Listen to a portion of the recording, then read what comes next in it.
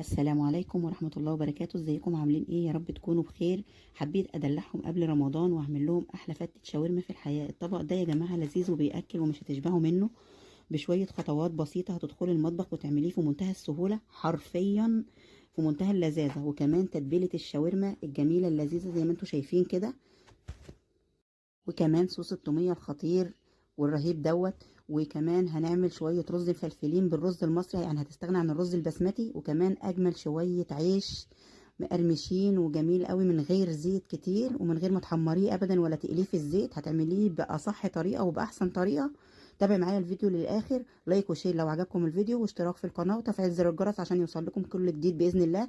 بس لازم قبل ما ندخل الفيديو نسمي بالله ونصلي على رسول الله. اللهم صل وسلم وبارك على سيدنا محمد وعلى اله وصحبه اجمعين. اول حاجه كده معايا نص كيلو من صدور الفراخ، طبعا غسلتها كويس جدا بالدقيق والليمون الغسيل